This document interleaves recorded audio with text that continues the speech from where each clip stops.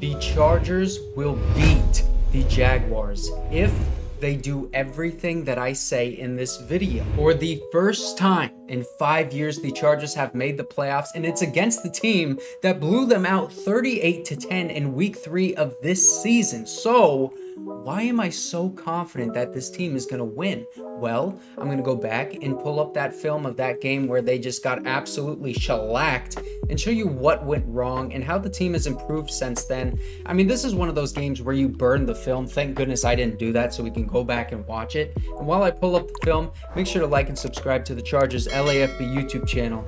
And now, let's get into the film room. So the biggest problem for the Chargers defense was James Robinson, who's no longer on the Jaguars, but it was the run defense that was mainly the issue. And they actually did a pretty good job against Travis Etienne, who's their main running back right now, but I digress. They got 3 down defensive linemen right here. The only linebacker is Drue Tranquil. I mean, you got Kyle Van Noy right here and Khalil Mack as well, but this is Nasir Adderley, Bryce Callahan, Asante Samuel Jr., and Derwin James. So you got all of these defensive backs in this run-heavy look for the Jaguars. And you can see this right guard pulling out so it can be the leading man, the leading blocker for James Robinson, the running back right here. But if I rewind it even more, I want you to look at Kyle Van Noy. He's collapsing right here, taking up the 2 tight ends, okay? So you want Bryce Callahan to take this blocker on. Asante obviously going to take on that man on the outside. But where the heck did Nasir Adderley go? Because now James Robinson is off to the races, and he's going to run this one into the end zone for a 50-something yard touchdown. I'm not going to go to the end of this play because we don't need to see him run into the end zone. But look at Nasir Adderley. Here he is. He takes an awful angle towards this inside. I mean, what is he doing? And also, Drue Tranquil too needs to not go towards this right side of the line of scrimmage and attack this gap, which is where Nasir Adderley was actually trying to go, which he shouldn't have. He should have tried to go to the outside because he's the deep safety. He's the last man that should be beaten on this play, and instead he's just sucked into the middle. Drue Tranquil should be all up over here, and I'll show you later on in the season he would have been, but then it just creates this huge 50-yard touchdown play for James Robinson. Now on this play, this is a very similar play to that last one against the Rams now, so this is very recent. Drue Tranquil right here. Watch how he reacts to this guard pulling out. Okay, we have Sebastian Joseph-Day taking on the center now, and now we have Drue Tranquil just attacking that gap, getting a tackle behind the line of scrimmage on Cam Akers. And now I want you to look at this side of the screen where we have Kenneth Murray. This is Alohi Gilman, the safety. Nasir Adderley is on the other side, so he's still playing, but Alohi Gilman does a much better job in run defense. You can see he's not getting sucked up to the middle of the field here. He's not attacking this gap because he knows he has this man right here ready for it. Khalil Mack doing a good job on this play as well. This is just a very good run defensive snap by the entire team, really. And Drue Tranquil getting that tackle for a loss. Again, this is another huge run for James Robinson. You can see the left guard pulls out, and he just goes right into that gap and just runs all the way down the field for a first down. But check out why this happens. Sebastian Joseph-Day right here gets absolutely washed and pancaked down the field. And now I want to draw your attention to Nasir Adderley again. I know it feels like I'm picking on him, but he did not have a great game against the Jags. He takes a terrible angle again, going way too far towards the middle of the field, gets completely blocked out of this play. I mean, that man didn't even need to put a hand on him because he's out of this play already just from the angle that he took. And then boom, James Robinson goes to the outside, little stiff arm on Bryce Callahan to get the extra yardage. Look at it from this angle because you'll really see that just Sebastian Joseph-Day was totally washed out, pancaked, terrible angle by Nasir Adderley. And then it's just off to the races for James Robinson. Really, really bad run defense. Now, later on in the season, this is what we need to see more of from Sebastian Joseph-Day in the playoff game in order to win. You get engaged on that blocker. You extend your arms to keep him a little bit separated for you. And then, boom, you switch off. You got that one hand on him, so you free up the left hand. You at least get a hand on this running back. He does more than that, gets the tackle. Kenneth Murray is there for assurance on the tackle. And now, let's look at Nasir Adderley. See how he does on this play. All right, he keeps his eyes up in the backfield, staying disciplined, playing as a deep safety. He's backing up a little bit. And then Van Jefferson comes up to block him. boom, engage on that block. He really should have just not engaged on it, but the man is already down on the field. He should have just gone this way or just stayed right here, disciplined, keeping his eyes on the running back. I saw this play design a lot from the Jaguars in this game, and no other team really ran this against the Chargers, so it's going to be interesting how they defend against this in the playoff game. You can see all these guys are going into the pass set. This left tackle, it's going to be a draw play to James Robinson again, who, like I said, tore him up in this game, but he's not going to be playing for the Jags. He goes up the field and allows this edge rusher to just come in. And so he's going and acting as a lead blocker on this draw play. It works out perfectly as this man is now on the ground. I believe that was Chris Rumpf. And now the left tackle is blocking Derwin James down the field. This is a first down.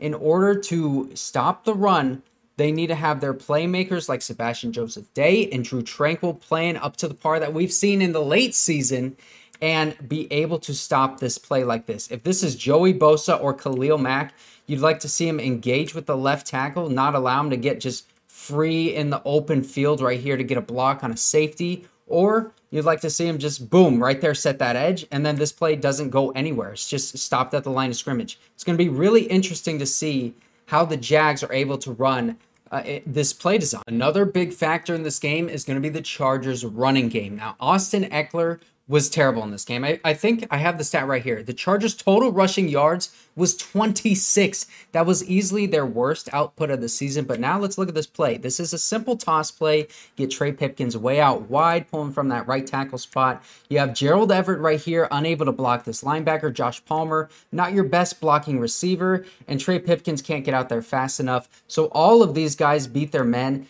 And Austin Ekeler has nowhere to go on this play. Now, later on in the season against the Rams rush defense, which is actually much better than the Jaguars. This is a very good defense in its entirety. But check it out. This is another toss play to the right side. Trey Pipkins right here handling his man. Donald Parham, Trey McKitty, and Keenan Allen all doing their jobs, getting beautiful blocks. Oh my goodness. Let me pause it right here. Look at this huge, beautiful hole that opens up on the same kind of play design. The only difference is you have Trey McKitty out here instead of at the top of the formation. You have 3 receivers at the bottom of the screen instead of 2. And it's just a toss play that instead of going for, like, what is this, 0 yardage, you get this going on a perfectly blocked play for about, that's like 8 yards right there. That is a big, big difference. And it's because they're getting their good players back. These guys are healthy again. Keenan Allen, Donald Parham, they didn't play in this game. You know who else didn't play in this game? Which a lot of people have failed to mention so far on Twitter. I've been looking at these tweets, you guys. Corey Linsley. This is Will Clapp, the center. And when Will Clapp is in there instead of Corey Linsley, things like this happen. You get these 2 guys blitzing up the A-gap. Will Clapp is just nowhere to be found on this play. Justin Herbert has to get rid of it. And boom, it's just an easy pass deflection. He wouldn't have been under pressure so much if this was Corey Linsley. I believe the efficiency per attempt when Corey Linsley is out there versus when Will Clapp is out there is just a huge, huge difference. And this is with Corey Linsley in the game against the Rams. You can see Austin Ekeler gets that block, pick up the blitz. Corey Linsley doing a perfect job. Look at this beautiful pocket. This is just an example of just the kind of pocket and the intelligence that Corey Linsley will give because he's calling out who is coming. That pass to Keenan Allen, little one-handed snag, by the way, getting that first down on 2nd and long. Also, it feels like forever ago that we've seen Sony Michel in a Chargers uniform, doesn't it? This pass goes right to him, and boom, right there, hits him in the hands. This is an interception on this play. I mean, come on. There were so many mistakes in this game that led to the Jags winning this game. This led to a red zone possession for him. This was Mike Williams' only catch of the game against the Jaguars. So look at him at the top of the screen right here. Gets a good get off, beats this man to the outside. And the reason why this is a catch for a touchdown, spoiler alert, is because Andre Cisco, the safety right here, which I think that is the weakness of this defense. You have to attack him because this is terrible safety play. Instead of going in the deep part of the zone and not allowing Mike Williams to have one-on-one coverage in the end zone, you are focusing your attention on DeAndre Carter and this little curl route when there are 2 men within 5 yards of him. What are you doing, sir? Instead, this ball goes to Mike Williams. Boom, beautiful back shoulder catch. Easy toe tap in the end zone for a tutty. His only catch of this game, you got to tack Andre Cisco, number 5 for the Jaguars. That's not Jalen Ramsey anymore. Another thing that has improved for the Chargers is the play calling. This is Joe Lombardi classic right here. Just a little quick 3 curl routes into the end zone against a zone defense. This is cover 3, and you have all these linebackers underneath. You have the safeties over top. None of these guys are open, and then you have 2 guys going in the flats. So Justin Herbert has nowhere to throw to, especially when he's got a man in his face, because Zion Johnson, I'm sorry, buddy, but he is one-on-one with this man. He gets no help from Will Clapp, really. I mean, you could blame both of them, but he just gets beat so fast on this play. Justin Herbert has to get rid of it.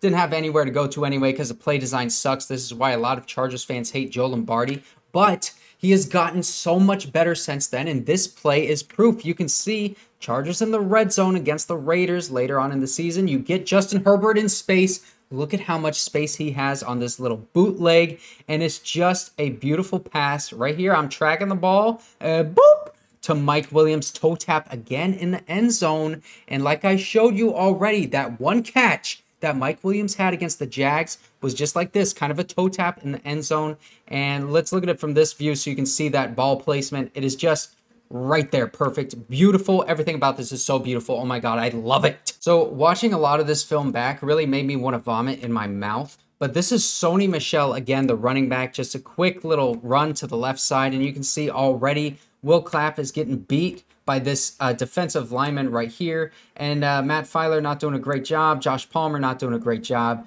Mike Williams getting a good block, but also, Rashawn Slater not doing a great job in run blocking here. It's going to the left side. You want to see these runs go to the right side, and let me show you why. And another reason why this play works, this is going to be a run to the right side, is because Donald Parham coming back healthy again, like I said, and instead of Josh Palmer or Mike Williams out there blocking, you have your best blocking receiver, Keenan Allen. And you're going to see how impactful this is. Donald Parham just clears this man completely away with the help of Trey Pipkins.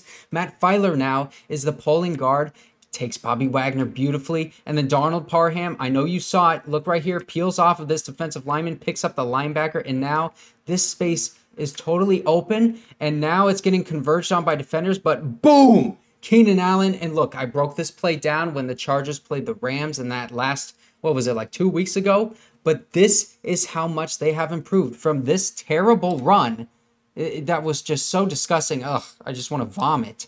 To this beautiful, like, what was this, a 71 touchdown run? I mean, there's just so much improvement with this team, and a lot of it is due to some of those guys coming back and being healthy, specifically Donald Parham. Okay, now let's look at the Jaguars offense again. This time it's going to be on Trevor Lawrence, the quarterback. And you can see the way that you beat him, the way you make him uncomfortable is you pressure him. He was rarely ever pressured. I think there was only one hurry in this game that the Chargers forced. But you can see right here, this receiver is wide open in the end zone, but he gets pressured. He's rolling out to his left side, steps up, and this ball is just thrown way away. If he stayed composed like Justin Herbert would have, he would have had a touchdown in the end zone. Another thing that's going to get Trevor Lawrence in trouble is him staring down his receivers. Look, he's looking left the whole way. Left, left, left. He never looks away from any of these guys. His receiver gets on the end of that route. He's starting to curl back to the inside towards the end zone. Trevor Lawrence throws this ball. Pretty good timing, but it's even better timing by Asante Samuel Jr., the Chargers' best DB. I've been saying it on Twitter for a couple freaking weeks now, but he gets that swat.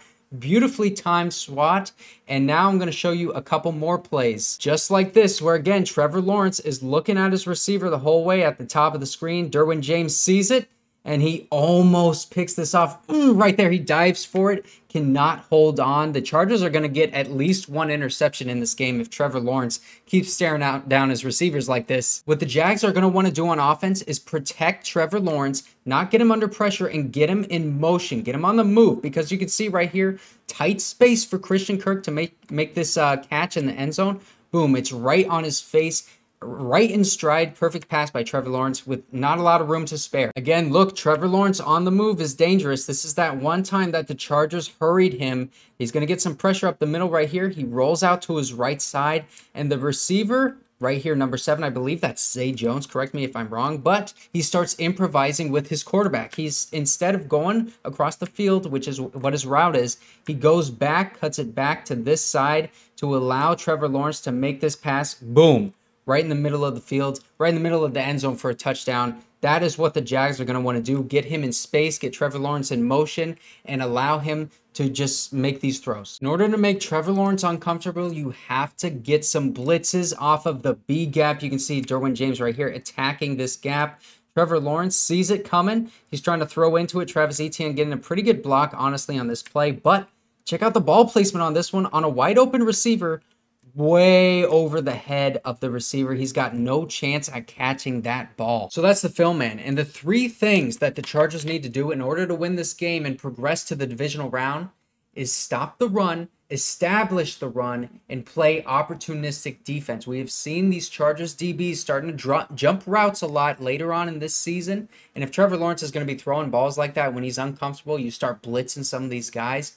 It's going to be a long day for him. I'm expecting a Chargers victory. Let me know what you guys think is going to happen. Does that Week 3 game worry you as much as other Chargers fans? I'm not too worried about it because, like I said, the team is very different from that Week 3 team.